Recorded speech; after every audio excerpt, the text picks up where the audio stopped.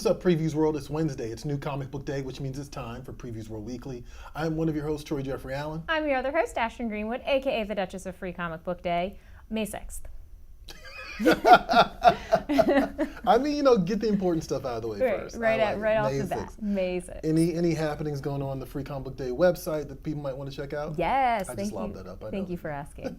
Oh, it was very kind of you. Yeah, so we're getting in preview pages finally. If you want to flip through and get kind of a sneak peek at the interior pages, what the book's going to be about, so you can maybe start putting together your shopping list for Free Comic Book Day, or the list of books you know you definitely need to get.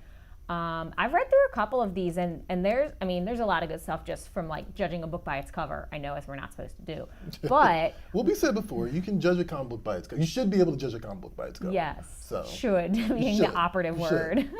Anyway, I'm sorry. Go ahead.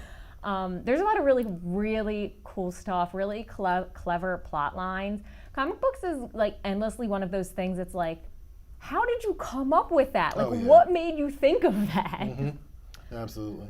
And that's definitely the case for Free Comic Book Day. No, actually, I'm going to get into that later because I got a pick this week that is definitely that. Nice. That's for damn sure. I just want to point out that I'm petty. Okay, great. I love that. I do love pettiness. And especially when it comes to situations where someone adapts something I love and they are indignant about how great their interpretation of it is, and it is not great. It is counterintuitive to the very nature of the thing that originated from. Also, it's kind of insulting when that happens. It's absolutely insulting. So, all right, I will never claim to be the hugest anime fan, right? Okay. But I did grow up with quite a bit of anime, right? Not nearly as much as people today, kids today, even kids 20 years ago. Ooh. There's a plethora of anime now, right? And I'm having trouble keeping up. But one of the anime series that really was just absolutely my ish, and remains that, is Cowboy Bebop. Oh God, yeah, you've talked about that before. Absolutely, yeah. We did a whole show about Cowboy Bebop. We did an episode of The Panel, and so Netflix did an adaptation of it, of course, right? The internet preemptively was I already said indignant, but I'll say it again, indignant about it. Yeah. Which I thought was unfair to the creators of the show, right? Of the Netflix show. But live action is a choice to make when you're making an anime. We talked about this before, right? I've always felt that if you're going to do something live action from animated, that's kind of a step back. I think so too. Because you can do anything in animation. Right. Right? And so I've always kind of had that issue as well. But it just so happens that Cowboy Bebop's creator, Shinichiro Watanabe, finally spoke up. Oh no. About the Netflix show. That's not what you want to hear. It's what I've been waiting for, because here's the kind of crazy thing, right? I believe he's executive producer on this show. But but it became very clear in a recent interview that he's executive producer in name only. That's what I was getting ready to ask. Right. Was he involved, or is it just because it was adapted from his work? Right. So he actually pointed out in this interview that he watched the first few minutes of the Cowboy Bebop show and he turned it off. No. Yes. Oh. Now some of you might be like, "Oh, that's unfair," but understand this about Cowboy Bebop, right? The opening of the original anime is I don't want to say legendary, but it is kind of legendary. Yeah, it's iconic. It is perfect. It is a thing of beauty. It immediately sucks you in, right? And it is disarming on top of that, right? And the opening of the live action series kind of goes for this, buddy cop Ocean's 11 type thing at the opening. Cool. So they Americanized something that had no business being Americanized. They Americanized it. They modernized it in a way that the whole series is modernized in a way that's sort of the original series was pretty progressive in its, for things its that it was introducing, all this other stuff. It didn't have to do these things. It was just very. There was a lot of moments where it seemed like it was giving lip service to Twitter, and then Twitter didn't even like it at the end. But long story short, Watanabe was kind of I turned it on, they sent it to me to watch, and I was like, nope, and cut it off. That's very damning. That is very damning. And I can't be mad at that. And I know there were some people saying, "Oh, the show's good, the show's good." It's not good. There's some things, I was talking to somebody about this the other day, I try not to be the aggressive fanboy about too many things, right? Right. But there are some things that I'm like, absolutely not. Indiana Decline. Jones. Indiana Jones. Ooh. Absolutely not. Okay. Like this new movie, I'm already concerned. I was gonna ask you about that. Yeah. I've made it a Yeah. point to not talk about that trailer on the show because I'm concerned. I will just say that much.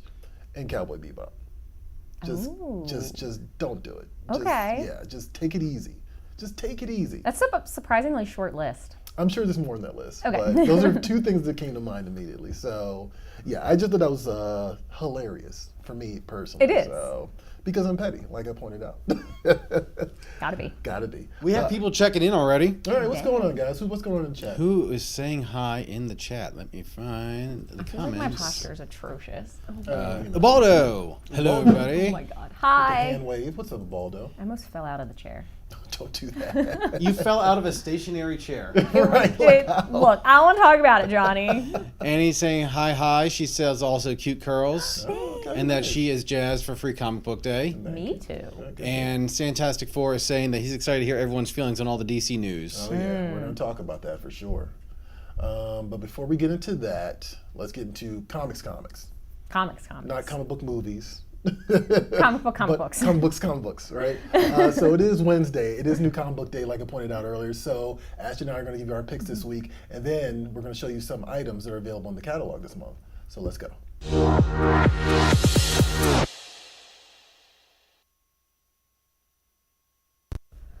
All right, so you know what? I teased my pick this week already, so I'm going to jump in here with this. Is that cool? Did you? I've already forgotten.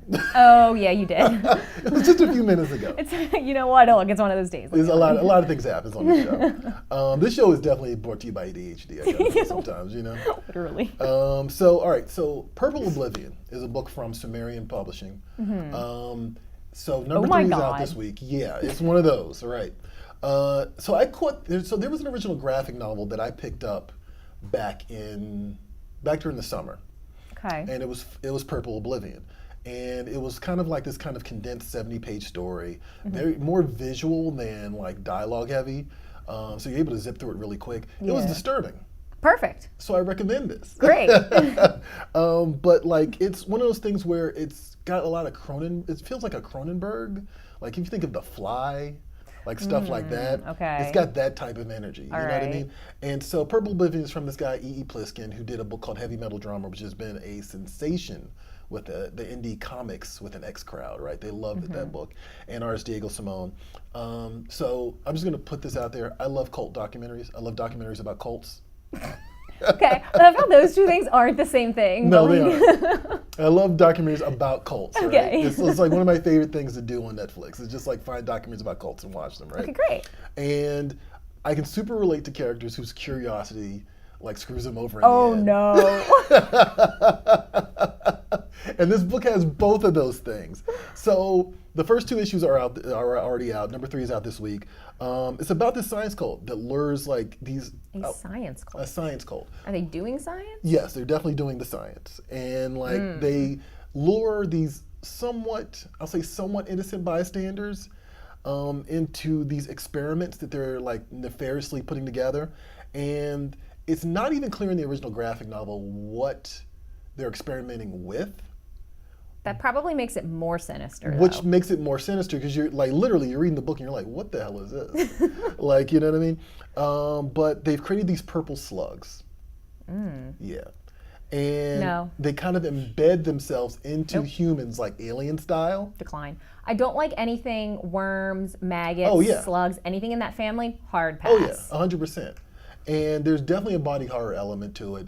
And I will just Oh, let I it don't like I'll that. just let that sit. But it is bizarre and it is weird and I can't even guarantee that you'll have answers by the end of it, but I was absolutely captivated by the original graphic novel and this little 4-part miniseries that they're doing, which is kind of like I guess a follow-up. I was gonna ask that. Is it like Yeah. a sequel? It's also kind of unclear, to be honest. Like a it's requel? it's not because like it doesn't say book. It's not saying book 2 or anything like that. It's just Right. Purple Oblivion. So you know maybe maybe they're redoing the first book and expounding on some details. I'm not sure, but yeah, really That could be fascinating. interesting. That could be interesting. Like really fascinating. You know, I also want to point out I don't typically like horror comics to have like not a photorealistic style. I tend to like it when the characters are drawn more like, you know, like not cartoony. Okay, I see what you're saying. You know what I mean? But Diego Simone, his artwork on this is actually really great, and like it actually adds to like the uncanniness of the book itself. So definitely check that out. Purple Oblivion issues 1 and 2 are still in comic shops. They're available, actually still available pre-order from PREVIEWSworld Pull Box. So your shop can pick them up as well. And you look at Really not okay with that. you cover. keep looking at that image like, I don't know. But yeah, that's my pick this week. Not for me. Not recommended for everybody. Definitely not recommended for Ashton, but that's what I'm going with. I don't like blood. Don't. You know, not a lot of blood. But it's definitely the other stuff. No, like that whole thing where you can like you can grow a bot fly if it like embed. There was like an entire episode of I think Bones about this. Like a bot fly can grow using a human as a host. It can like embed itself in your skin. A bot fly? Yeah. What is that? It's like a type of little small bug. And it like burrows into your skin. Oh, okay, yeah. And then it like grows. Don't look that up on YouTube. Seriously, it might replace your lamprey fear. Yeah, I'm not gonna look that up. You don't want to. No, I'm not. But that concern is why I won't be getting this book. It sounds great, good for them. Shout out you guys, but not for me. No, I'm with you. I understand. Like Johnny just mentioned lamprey and my skin crawled because this isn't that far removed. Like the slug thing and the lamprey thing are kind of in the same wheelhouse for me. But I guess it's like a safe distance because it's in a comic form. Yeah. But anyway, yeah, Purple Oblivion. What is your pick this week, Ashton? Okay, I had another pick that I should have picked because it also has to do with like parasitical slugs. But Okay, what? I already can't remember what it's called, but it's kind of like a slice of life romance comic, but everybody has like a slug on the front of them that's like a parasite, and the slug's supposed to like symbolize anxiety in the dating world and how that affects your ability to love. I thought you did pick that before. Wasn't that a Peter Milligan book? No. I'll have to look this up. But I mean, it could have been a Peter Milligan book, but I didn't pick it before. Okay. I swear I remember you talking about this before. I tend to pick like the same book in different formats over and over again. I swear you mentioned this, but okay. I might have. I don't know. I can't remember if it was a number 1 even. So it could. I don't know. Okay. I know nothing. I'm useless. Jon Snow. Okay, my actual pick. I have 2 this week because there's a Gurr plushie that I simply couldn't pass up talking about, and he's a zipper mouth. Look at him. He's 8 inches tall, and the coolest part is like his face unzips into his like robot form underneath. He's so cute, and his little antenna moves around. You can like bend it and stuff. All right. It's adorable. I want him badly. He needs to come home with me. Oh, all right. My comic book pick is Black Tape #1 from AWA. It's the first of 4 in a mini-series. Oh, yeah. This is very much one of those books where the cover gets me. And my last couple picks have been like this. Cover has been just really impressive in the last couple weeks. And maybe you could say that it always is. But so it focuses on this guy right here. His name's Jack King. He's like a rock and roll legend, and his whole thing is he has like this onstage persona that's like incredibly satanic or like devil-like, and everybody's all about it, and it's really interesting, except when he literally dies on stage in the middle of one of his shows. Oh, well. I mean, I guess like, live by the sword. Something like that. So then his widow is trying to kind of grapple with her grief and protect his legacy and everything he's built. Meanwhile, like everybody in the music industry is like being a leech, and they're trying to get his hands on his last piece of unreleased work, which is allegedly some sort of like summoning ritual. Okay. All right. This which actually sounds pretty cool. I'm all about it. Like in just like a surface level way, it's incredibly compelling, but also like there's so much commentary going on here, right? With like the whole concept of like Hell's Angel and how rock and roll was initially perceived in the 60s and what that meant for society and what those people represent. And then with like the sliminess of the music industry, and you think about people like Elvis who got taken advantage of, and people like, Taylor Swift is kind of at the forefront of this, people that don't even own their own work, like all of that stuff. So I'm all about it. 2 layers here. Yeah, okay. All right. No, actually, I didn't even know what this was about, but yeah, that's kind of cool, and I can definitely peep the Danzigness on that cover as well. So okay, I'm into that. Black Tape. Yes. And that's from AWA. All right, I might give that a shot. I might take a look at that. I will be getting a Gurr plush. I was gonna say, wait a minute. You just said you don't like blood, and then you bring up this book about satanic rituals. For whatever reason, those 2 things don't like necessarily go hand in hand.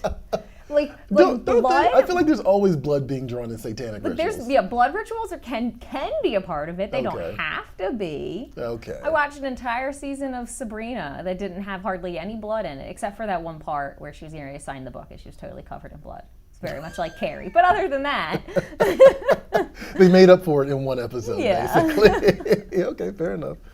All right, let's get into I some. actually have one myself. Oh for- yeah, that's right. Johnny Johnny has his own Rose. pick. So producer Johnny I'm Rose. chiming in this week with a new segment called "Why I'm Broke This Week." Okay. Diamond Select Toys, I love you, but can we? Sometimes I just want you to slow your roll because you know how much I love Scotty Young. There are 1, 2, 3, 4 of these Scotty Young there's a style Bucky animated one. statues out this week. that Loki one is bomb. That was really cool. This is like this. I mean, of course, you know I have to collect them all, and I've already got them. So I got Ooh. Winter Soldier, Uh-huh. Oh, what? Mighty Thor. Look how happy he is. I know, right? Who? Me or? Well, both. Oh. Well, that's actually Jane That's Foster. Jane, right? Yeah, that's Jane. Ooh. And then there is Sam Wilson as Captain America. Also very happy. I don't know. He looks like he's got to take a poop. I mean, there's also Whoa. possibly that. And then Loki's not going to show up good because of the green screen, but. Oh, okay. All right, nice. So those are my picks. All 4 of those out this week. So. Johnny, how many of these Scotty Young animated things do you have now? Oh, good Lord. I haven't even counted. So I probably get at least 30 or so of them now. You know, one of the sad things about us having to move out of the office, actually, because we're of course shrinking our office space, right? Everybody works from home now. Is like I would go into Johnny's office, and his office was slowly turning into a Scotty Young museum. That's so true. So, In general, it's really fun to go to other people's like offices and Yeah. desks and like touch all their things. right. Well, I mean, just kind of see like, oh, that's your fandom. Yeah. You know, you just kind of match it with the person a little bit, which is kind of interesting. So yeah, actually, I'm gonna kind of miss that about Right. all this. Actually, that's a very interesting point. All right. Well, actually, just because we're moving out of our office space and I can't take anything home anymore, doesn't mean that you can't. Here's Anna with the Gems of the Month for February. When we come back, we'll talk a little bit more about it. Check it out. Hey everyone, Mia here with a look at the Gems of the Month inside February's Previews catalog. Here's what's available to pre-order at comic shops now.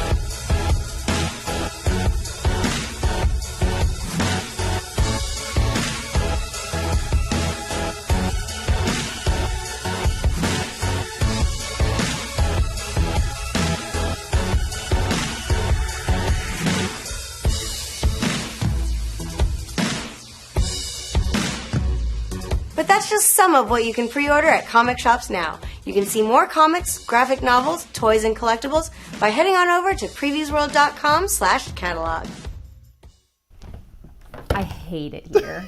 We're back on Zoom. We're back on camera. Ew, what is that? I just showed Ashton interior art to Purple Oblivion.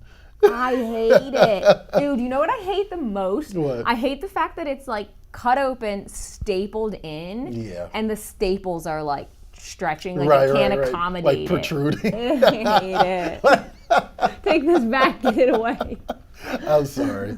Every couple months we have the traumatized. It's either clowns or something. So there you Oh go. god, the Chucky thing. The Chucky thing, right? You want to talk about the Scar comic from Dynamite? I do. I didn't know this was a thing. They're doing like villains. Are the villains getting origin stories? So if I remember correctly, I think Disney is developing a Scar movie. I don't know if it's animated or if it's live action, but I do believe that they're developing one. I guess Dynamite's going to get ahead of the curve and start doing comics about the villains, Scar movie. which I'm kind of into. I like the idea of like, okay, let's do a bunch of villain takes. I mean, of course, they did Maleficent, right? So this is very probably in the same line. I'm just not sure if it's animated or if it's going to be, like the Lion King, but Lion King prequel So no Scar movie. I swear I remember reading that there was going to be a Scar prequel of some sort. Well, why wouldn't you have Mufasa? Aren't they brothers? Yeah, I mean Mufasa would be in it too, right? Why would you have one without the other? Yeah, of course. That's the whole right. emotional point of Lion King. Yeah, right. So I don't know, but like, yeah, it's something I guess Disney is trying to make happen. So what other villains could Disney do movies about actually? Captain Hook. Yeah. Pirate's Life for me. Yeah, I'd be into that. Who else? I don't know. Let's open up to the chat. What other villains could Disney make prequels to or whatever? I think that'd be interesting. I'm like running through my head of like all the different Disney. I'm like, which one's the most compelling? I mean, I'm going to Disney in like 10 days. I can come back with a report. Okay, yes, right. Johnny. Johnny just wanted to mention he's going to Disney right. in a couple days. Right. No, I do also want to mention that we have some people chiming in. Ubaldo says he loves Scar. He's going to pick up that comic. Okay, all right. The Scar fan club is You out. love Scar? I was scarred by Scar, but I wouldn't say I love him. He also likes the Invader Zim. Same. Gur. Okay, nice. All And right. Annie I might order that Invader saying Zim. Mood Slug. Mood slug. Ew. Thank you, Annie. Ooh, here's a good one. Stantastic 4 says Zurg. Zurg. Oh. Ooh. They should do that next then. Well, they kind of did if you saw the Lightyear movie. No, didn't see that. Did anyone Actually, see that? I didn't see that one. Was it any good? It was okay. It was okay. All right. It's Chris Evans. I heard some mixed things about it, so I wasn't sure if. Zurg would be really funny. Yeah, actually, Zurg would be funny. Actually, that'd be hilarious. So good. Yeah, I don't know. Something considered. Like, yeah. Let us know in the comments. Rapunzel. They could do who traps her in the tower. Mother Gothel. Yeah. They should make that really dark and gritty though, and not just like, haha, it's funny, because kidnapping's not funny. You know, actually, it's the only villain I could think of was Hades from Hercules. Hades from Hercules. I mean, but he's a myth, so there's like a flagillion stories about him. Right. But also James Wood is super canceled all the time, so I don't I don't know if we want to drag that up. Super canceled. He's super canceled all the time. He was like trending on Twitter this weekend, and I was like, why is James Wood? I was like, oh, okay, he said something weird again. All right, fine, whatever. But, is it Hades and Lore Olympus? Isn't that him? Hades and Persephone? Yeah, right. So, I don't know. Like, maybe Hades. Hades, I don't know. I'm trying to think of like other ones that like the juicy ones that would be really good villains. Yeah. How about the hunter that killed Bambi? Stop it. Johnny Rose, are you nuts? Just relive the trauma of multiple generations of children. Right. And let's be sure to glamorize him while we do Right, it. yeah. Can we just get the moments leading up to the hunter killing Bambi's mom? Like the hour before. Christ. Like we meet his Go up family. right to Bambi, just like Rogue One, right up to A New Hope. Right. Right, yes, absolutely. Actually, I want to see this now. Stop. I'm on board. Don't encourage him. I'm on board. Like, I want to meet his family, and I want to hear about how they have to eat. how it's gonna be a long winter, and he has to go find food for them. I want a lot of mixed feelings from that movie. That's what I want. I don't. I want no mixed feelings. All right. You anyway. know that scene from My Cousin Vinny where he's going to go hunting with the other attorney and Mona Lisa Vito goes on a whole rant about why you shouldn't murder deer? Kind of. I kind of do remember You should that. watch that after this. I should watch it after. Reconsider. Gotta go, of all things, My Cousin Vinny. Okay, fine, sure. Why not? Actually, I just need to rewatch Bambi and I'll reconsider. All right, let's do some news because we got a bunch of news things that we should talk about instead of Disney villains. So let's go do that.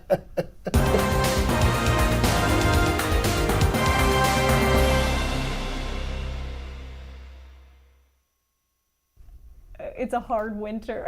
It's a hard, right? Exactly, right. Oh, it's a hard winter.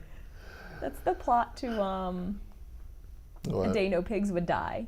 What? What's that? A Day No Pigs Would Die. What is It's that? typically like required reading. I read it in like the 9th grade. Okay. But the long and short of it is like small child boy is gifted pig as friend. Boy and pig are best Oh, friends no, and this is gonna end inseparable. bad. And then it's a very hard winter. And father is like, we need to eat your pal, son. Okay, I didn't know what that story was called, but I know what you're talking about. Okay, all right. Yeah, I mean if I was writing it, I would want everyone to feel really conflicted by the end of it. I think this is me reclaiming the trauma of seeing Bambi when I was like 5. That's just me personally. Man, this Charlotte's Web remake took a dark turn. Anyway, Okay. all right, let's talk about some other stuff. What's going on with Skybound? Yeah, so Skybound Entertainment has announced that they're now open to public investment. So it's worth mentioning they're not publicly traded, but you can invest and support Skybound and potentially share in some of its success, which is pretty cool. Yeah. So it's still a private company, won't show up in the stock market. Your shares won't show up in the stock market, I should say. Which I consider a win. Right. You can buy company shares through an online investment platform called Republic. Minimum investment is $500, so they do have a minimum on that. But they already have over 4,600 investors lined up to jump at that. And they have over $11.8 million lined up in investments right now. Yeah. They had over $5 million in revenue in the last calendar year, so they're pretty successful, as it were. Might be worth your $500 if you have $500. Yeah. I don't, but I mean, no, I mean, it might be worthy. It might be a worthy investment. I mean, clearly, Walking Dead is not going anywhere. right, or Invincible. Oh, and like for that matter, like I was actually just reminded this past week by the internet that like everyone is like at this point getting pissed because they want the second season of Invincible Yeah, already. it's been a while. Yeah. Excuse me. Yeah. So like so there's definitely an interest from audiences to see more Skybound stuff. I guess my big question is like, what else would they adapt? Because they did Outcast. I don't know if you remember that from a few years ago. They did, it was an AMC series, Showtime series called Outcast, which was another Robert Kirkman thing. Don't recall that. And I remember being critically acclaimed. I don't remember if it got past 2 seasons, but it was also a short series, so maybe it was intended to be 2 seasons. I'm not sure. But yeah. I don't know. That's pretty good. I think that's actually kind of cool that they're allowing fans to get involved. Right. I think that's actually a pretty awesome thing. Let's circle back to Wizards of the Coast inadvertently. Inadvertently, Yeah. it's Indirectly. Indirectly. directly. And also directly. I mean, it's worth mentioning maybe right out the gate that Wizards of the Coast did pull the plug on the OGL 1.1 because of all of the Oh, like completely? backlash. Yes. Oh, okay. I didn't catch that. Yeah. Okay, So so- they're going with OGL 1.0A. Okay. Whatever that yeah, means. Yeah. Okay. All right. I can't pretend to speak on what makes the 1.0A different than the 1.0, Right. but they're walking back a lot of the things from the 1.1. Okay. So Paizo, though, which we mentioned last week, was kind of born out of the popularity of D&D. Yeah. So And the ODL specifically. Right. Right. Yeah. So there's 2 things going on here with Paizo. The first one is they're out of Pathfinder core rulebooks until April of this year because of the whole thing with Wizards of the Coast and the OGL 1.1. There was kind of like this panic about being able to play the game, make your own content, and have that stuff be valid, that people kind of pivoted to Paizo and basically bought all of their stuff so that they could start heading in that direction. Yeah. They're also out of their beginner boxes, which is kind of cool. Or not out of them, but low in close. stock, I Right, should yeah. say. Yeah. So I think that speaks volumes to kind of where everyone's mindset has been. The other thing here is Paizo is introducing an ORC, just similar to the OGL. The ORC stands for Open RPG Creative License. And so basically what it is their own version of OGL that allows third parties to create their own content, their own characters, their own publications, whatever, and maintain that ownership. And it was made as a reaction to all of the OGL controversy and a way 100%, to yeah. secure everybody's creative ownership, basically, without getting too much in the weeds with all of this, because I don't know that that's necessary. Yeah.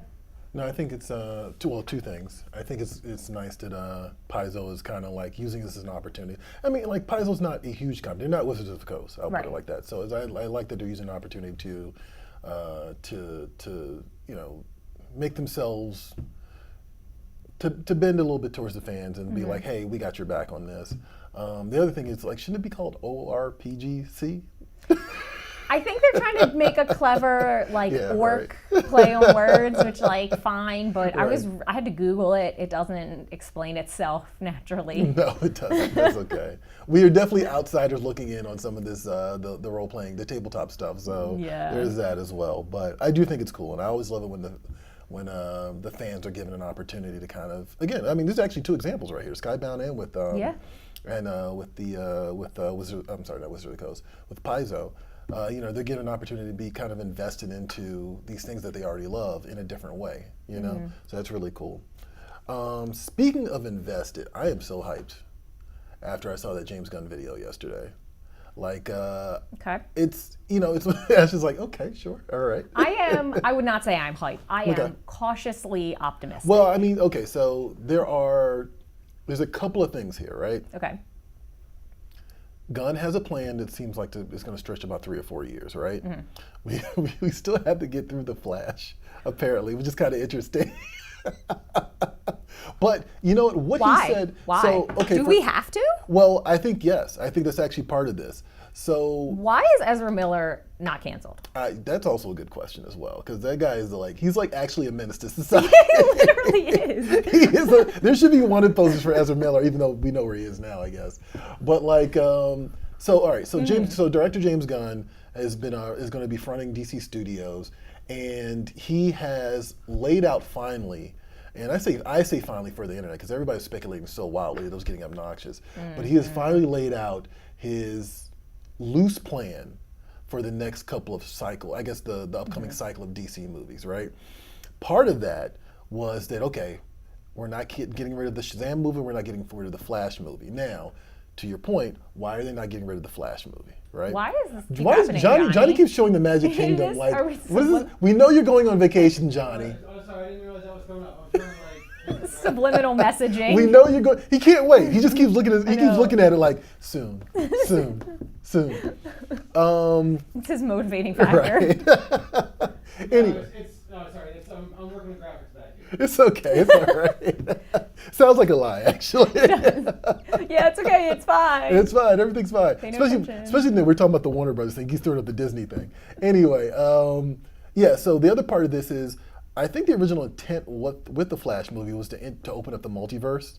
Okay. Finally in the DC universe, which is something they kind of teased in Batman vs Superman. And so Gunn said it without saying it, that's exactly They what that needed movie is that to going to happen. accomplish, right? Okay. And I like that just because it doesn't disavow the Snyderverse stuff, right? Sure. And he also said actually something that was really great too. Joker and the Batman are being considered Elseworlds, and they'll be branded as such, which I think is kind of great because as a comic book fan, I've mentioned this on the show before. Elseworlds were like these DC books they would put out sporadically that would be like, what if Batman was a pirate? What if Superman was born in Russia? What if they would do stuff like that? And I mean, some of them were goofy, but some of them were like, oh, that's actually really cool. That's really interesting. Gotham by Gaslight is I phenomenal. was literally just thinking about Gotham by Gaslight. And so I think that's also really cool. My only concern, and it has to be said, is as long as James Gunn's allowed to do these things, you know what I mean? Like that's, when you really look at the DCEU over these last couple of years, it's been a lot of musical chairs. Yeah. And that's kind of part of the problem, to the point that I almost wish they had just knuckled down and been like, no, we're going to stick to this. Right. But that's also kind of hard to do when companies are also exchanging hands at the same time as Right. well, right? So I'm into it. I mean, I know you're not crazy or big into the superhero movie stuff, but you seem to have some hesitation. What was it? I mean, I'm excited for it, but my concern is is it too late? You're talking about 3 to 4 years worth of movies. Okay, in 4 years is going to be 2027. You mean to tell me that in 2027 we're not going to be completely burnt out on superhero movies? I just can't help but wonder if they've dwaddled so long that they've missed the train. No, I mean, okay, I understand that. I get that 100%. I think there's clearly a hunger for these characters, and there's clearly a need for these characters to be done a certain way that's accessible again. Yeah. And I think that in itself will probably be the thing, because it's kind of like the Marvel thing, right? and actually this brings us to our next story, right? Yeah. People have been saying for years that superhero fatigue is a thing, right? Mm-hmm. Now, I think I know where you're coming from on this, right? Me personally, I feel like, look, superhero movies have been part of Hollywood for since the golden age. Like, you know Yeah, but what I they mean? weren't all of Hollywood. No, I mean, that's fair. I think that's very fair. I think that there'll be a point where these things will kind of depress into okay, this is a niche again, right?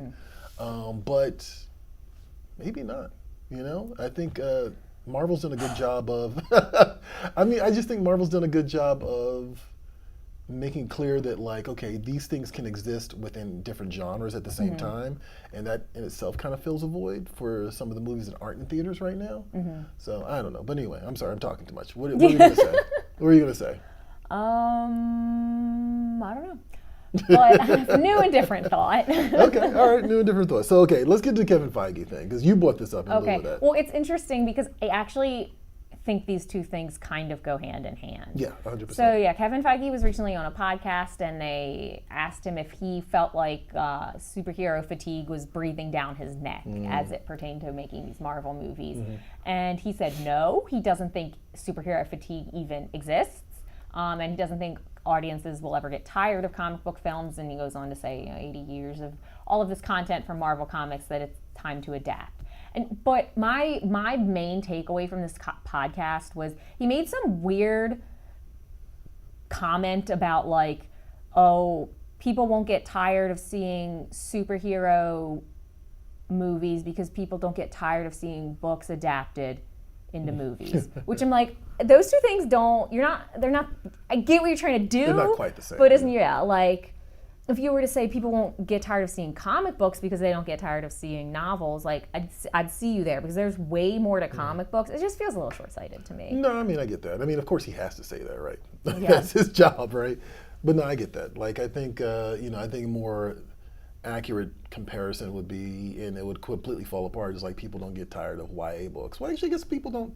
People don't get tired of YA adaptation. So I guess actually that's kind of that's in itself a supportive statement. Actually, now I think about it. So, and I'd say that's kind of similar with superheroes. Again, not all superheroes are just capes flying in. Right. You get crime stuff. That's why I love the Batman so much. You get some of these, psychological thrillers, you get political thrillers, you get all sorts of stuff if you play it right. So, I don't know. We'll see. Okay. Is he going to do the Justice League? Are we doing the Justice League again? Did he say anything about that? I didn't watch the whole video. Oh, with James Gunn? Yeah. I got sidetracked halfway through and I got to walk away. No, he didn't say the Justice League outright. It sounds like he's going to do kind of a younger Superman story. Okay. And it sounds like he's shifting focus of the Batman to the Bat family, which I think is actually kind of interesting. I'm with that. I like that Matt Reeves' Batman is going to be allowed to exist, even though it doesn't have to be part of this. Right. And also, of course, the Joker as well. That's another one as well that will be allowed to exist. And they're going to apparently doing a sequel to that as well, I guess, still. Are you talking about Joaquin Phoenix's Joker? Yeah, Joaquin Phoenix's Joker. Good. They need to stop doing Joker. Although I do kind of want to see Barry Keoghan do Joker, so I kind of undermined myself. But wait, who? Barry Keoghan. Who's that? He was in Arkham Asylum at the end of The Batman when Riddler shows up there. He's the cellmate he's talking to. Oh, okay, in The Batman. Okay, got you. Is that locked? Is that something that they're definitely going to commit to? Because I remember reading some stuff that said that was just kind of like a one-off. What? The Batman or that him being Joker? Him being Joker. That it wasn't something they were fully committed to. Oh, no, yeah, I saw that too. Yeah. So I don't know. I do know they're doing a sequel. Mm-hmm. You're going to need a villain.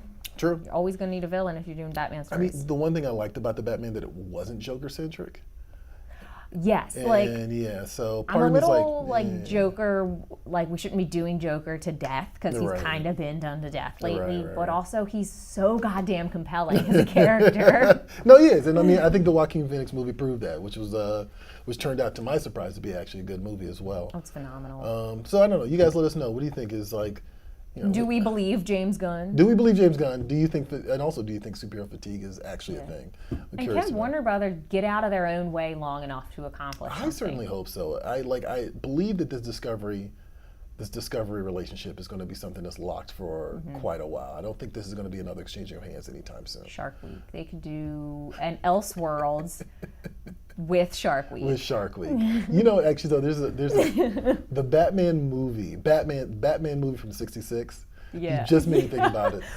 There's a bit, I think you know what I'm about to tell you. Yeah. There's a bit where Batman has shark repellent. There's a crossover there. I'm Yes. just saying that right now. There's that whole like scene where they're in the submarine and they're trying to shoot Batman and Robin and they're on the buoy. In the buoy, right. And then the shark jumps out of the water, I guess, and attacks them, which sharks don't really do, but whatever. Anyway, we have some comments. all right, let's see what's in the comments. Evalda is saying, so we get tired of superhero movies because MCU fatigue is flowing into DC, which is a good point because, like Ashton said, you know, is DC going to suffer more of this because of the fact that they're kind of late to the game for getting their stuff together? Okay, no, I mean, that's a valid point. I think that's a valid point. Very much so to Ashton's point.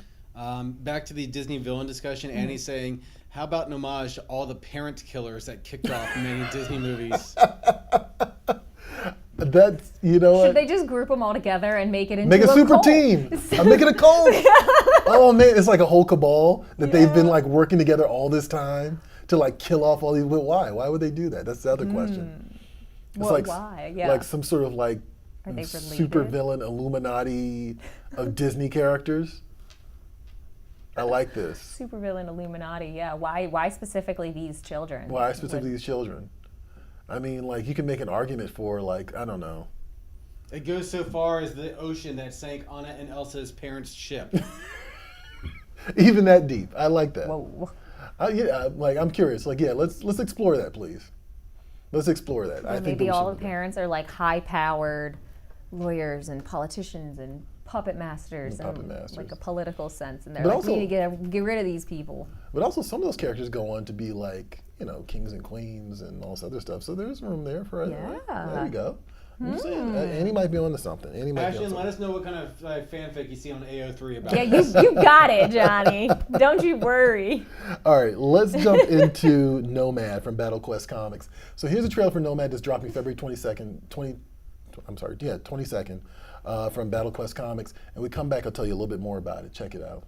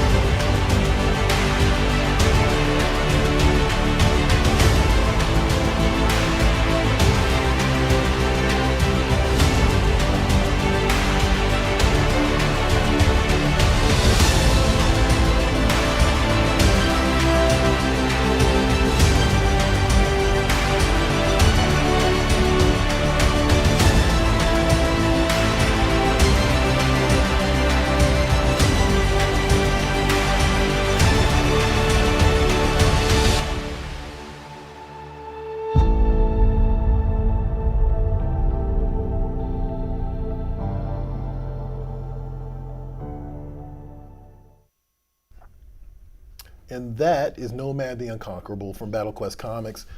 This is the latest in a series of books from Battle Quest, right? From within Nomad. The concept here is in his first adventure, Nomad embarks on a perilous quest to confront the intruders who threaten his home. It's kind of classic fantasy stuff in a lot of ways. His journey takes him beyond the sea of storms to a land masked in legend. There he must unravel the fate of a lost race and confront a ruthless enemy who threatens to devastate the fabric of the galaxy. So there's, it's pretty expansive in a lot of ways, right? And we were just talking. I was like, I see robots here. What is going on here? You know, it's a very ambitious story, and Nomad has gone the distance in terms of like a bunch of miniseries so far, and this is going to be the trade paperback collecting, I believe, the first series. So $14.99, dropping comic shops February 22. Be sure to pre-order a Previews World pull box. And apparently we got a comment from one of our own. Doll X, Natasha, she's in Hero Origin Stories. We've seen it in comics. Laugh out loud. For who? For the Disney villains? I don't know. Who's getting an origin story? Like, who's going to hear our origin story? Yeah, let us know, Natasha. Like, let's elaborate. But speaking of Natasha, she did leave you notes on your walls. Oh, she did, yeah. There are Post-it notes behind. Yeah, they're Post-it that have been notes up there behind. the entire time of the show. Right. Oh man, that's really cool. That's right, yeah. Oh my God. Just okay. words of encouragement from Mine Natasha. says, "Hi Ashton, you're awesome. Love Cannon." Aw, Troy, no. what does yours say? That's so nice. It just tells me to have a great show. Okay. I mean, are you having a great show? No. Is it because you're not awesome? Because I'm not awesome, apparently. Jeez. Anyway. Oh, we do have more comments. Ubaldo is saying that he's loving the art. Okay, nice. And he says the same thing. Nice.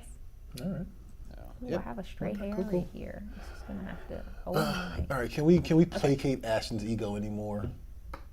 I think we can. I'm ready. All right. You want to talk about Archie? Yes, me and Archie, we're pals. We're buds. Just Archie and All Gerald. of the Archie, me and the Archie are friends. And you know what? She's not wrong, actually. You're absolutely not wrong. Last week when I picked, man, what is that book actually called? Archie versus the World. It's not Sexy Archie, right? Yeah, it is called Archie versus the World, but I did go on that whole side quest about Sexy Archie, and we reposted that clip, or Troy reposted that clip, and Archie Comics, they're about it. They were. They're on board with Sexy Archie. The Sexy Archie hashtag, though, is the thing that gets me. I also like that you I would like one Sexy Archie, please. Very point in what I want. Hilarious. So there you go. Yeah, Ashton and Archie are pals. Don't try to come between them. You will get hurt. I'm just letting you know that. Nothing can separate us. Nothing can separate them. And I guess that's bad news for Betty and Veronica and Cheryl Blossom. Archie's a busy boy. He is. Archie, He got a lot to do. little man-ho.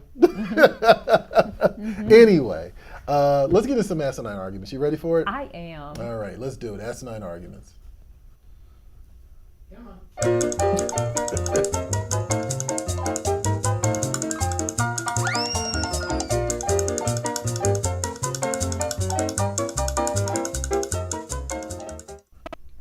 Okay, so first thing I have to point out is I am wearing kind of the same outfit from the Asinine Arguments cut. I didn't intend that, but I have a couple vests. I mean, Seemed like a vest day. It's okay. It's all right. Okay, so this poll was born out of the Sexy Archie thing. It's about Mad Max style post-apocalyptic future. But instead of asking a ridiculous question with equally ridiculous choices, this one's actually got legitimate options. Okay. All right. I'm actually curious why these are legitimate options, but go ahead. You want me to why I made these the choices? Well, I mean, just to read the question first. Oh, okay. Yeah. All right. In a Mad Max style post-apocalyptic future, who would be your best companion to travel with? Chewie, Toph from Avatar: Last Airbender, Rick Grimes, or Loki? Okay. Thank you for telling me who Toph was, because I was blanking on that. So. She's the Earthbender, Okay. which I think is important. Actually, yeah, that is important. Damn. Okay. Chewie because he's a good pilot. Rick because he will wreck anybody. Rick will do no questions asked murder, which I think is important to have. I mean, yes, in the post-apocalypse, it is important. And Loki's working an angle all the time. All the time. That's true. You need a good negotiator and you need a good barterer Exactly. in the post-apocalypse. Okay. All right. Okay. I see where this is going. God, Chewie's a good pilot. You know what? I mean, just off of the earthbending thing, I'm like, Toph actually might be a good option. That's true. I feel like that's going to be very helpful. I think it would, right? Yeah. I think that would be exceptionally helpful. That's gonna improve your longevity in a lot of ways in the post-apocalypse. Yeah, especially if you think about the Mad Max world. It's Yeah. kind of terrain, the terrain is very mountainous and rocky. And Yeah. Okay. Maybe I don't know.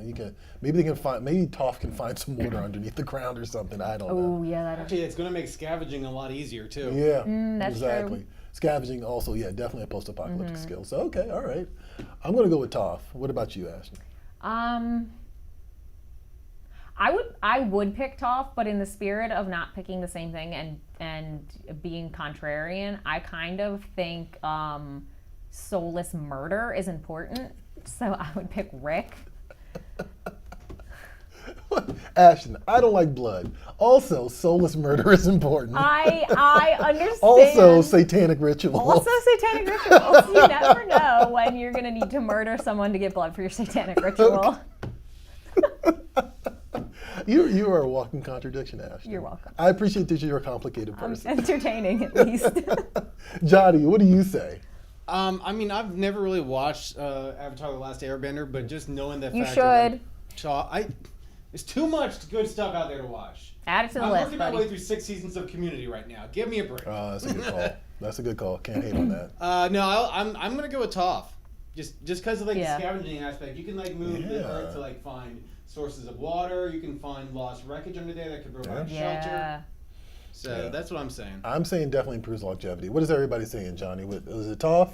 Yeah, wow. 32.8, but Chewbacca's like coming up close, right? Oh, wow. 31.3. I feel like Chewie would be incredibly useful though, because Chewie is like a gopher kind of. Like he's a great pilot, and I think that's incredibly important. But like he does just about anything Han asks him to do. So like he'll do anything you ask him to do. I think true. that's an important quality. He's loyal. He's definitely loyal.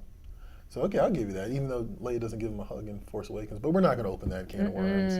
We're not going to talk about that. It's already 2:57. We're going to be here for another 30 minutes. But Funko Games chiming in. Okay. I would pay a lot of money to see a Toph and Chewbacca apocalyptic road trip movie. Actually, I would want Literally to see. say, I retweeted that on Free Comic Book Day. you So I was did? like, wait a minute. That's something. That is definitely something. I hit Rick before I read the last name. I thought it was Sanchez. Rick and Morty. Yes. That's a good choice too. That's a good choice. Because Rick, but you know, because both of them are actually willing to kill somebody. Soulless murder. Right. That is actually, yeah, I'm into that. I'm way into that.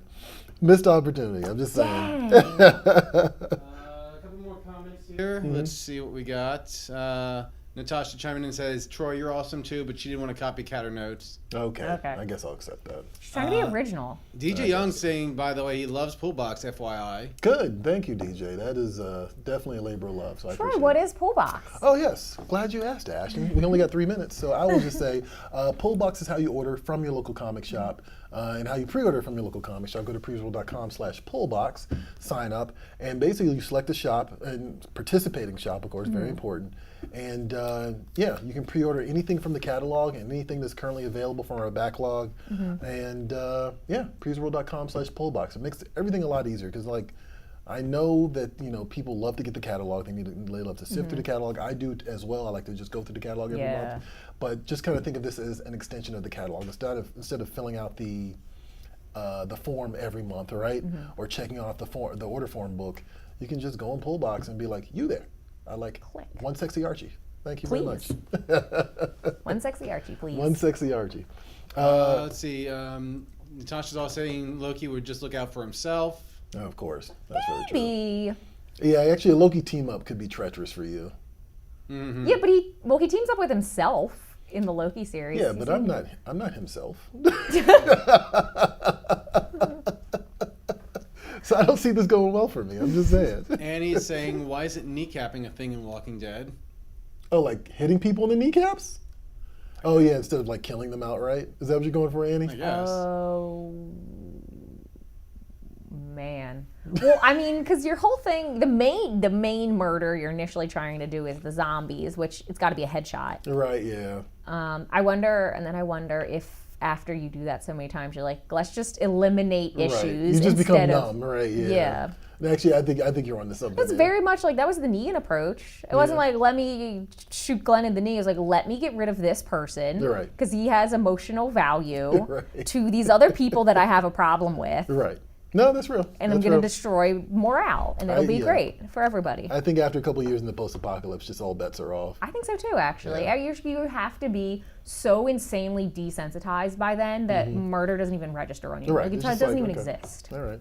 I mean, yeah, and you are technically killing humans with zombies anyway, so. Yeah, that's true.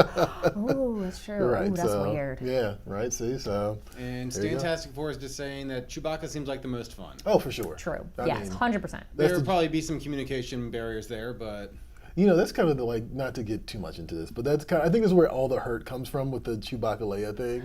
Is everybody wants Chewbacca to be their friend. Yes. Everybody who's watched Star Wars, like, Chewbacca's like the best friend. Yes. You don't want a hug from a 7-foot-tall Wookiee. I Right. do. Exactly. I do. Exactly. Got to make this up to us, guys.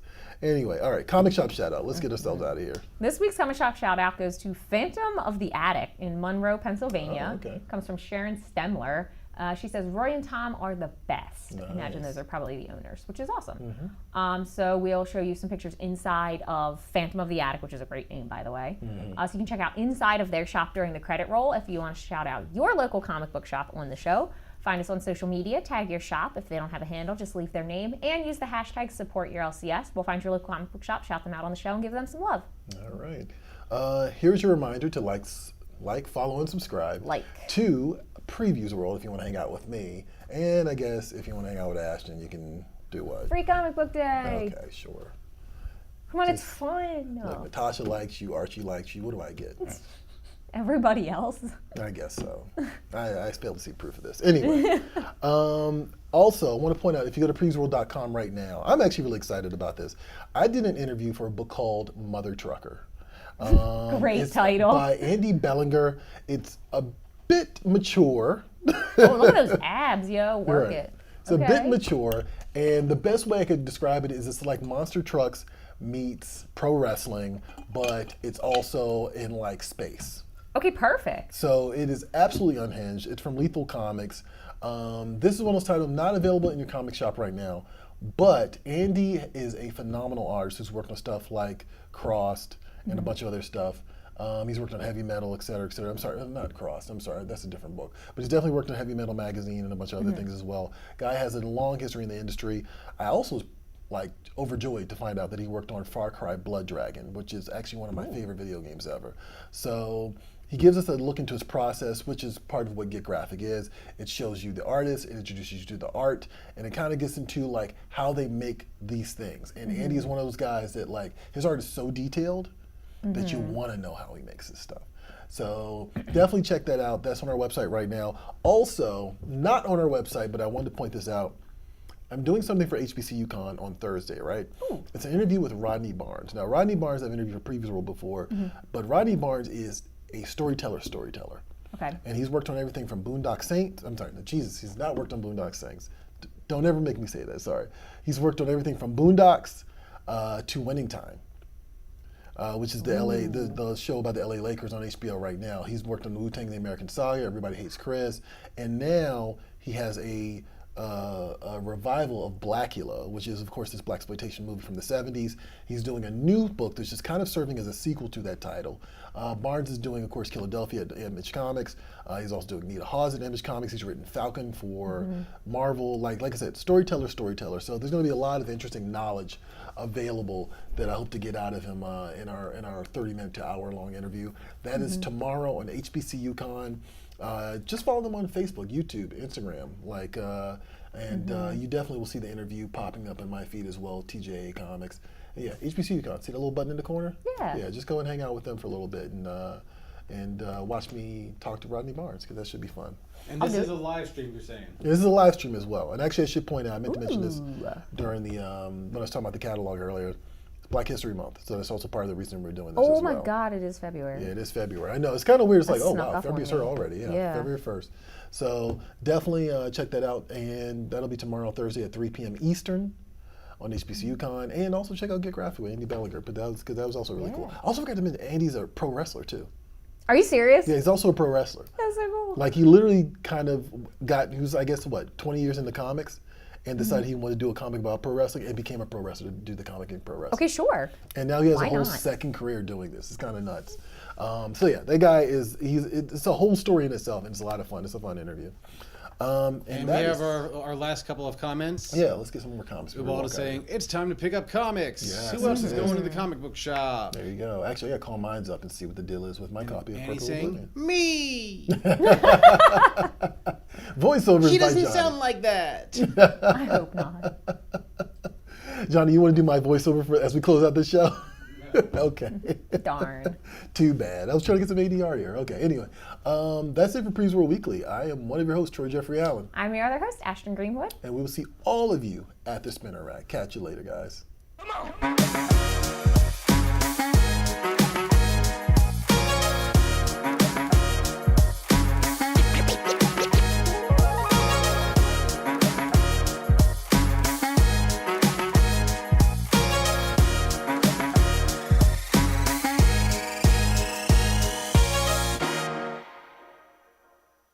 Be sure to follow Previews World on all of our social media platforms to stay up to date on new comic releases, toys and collectibles, articles, and much more. Set foot on Previews World.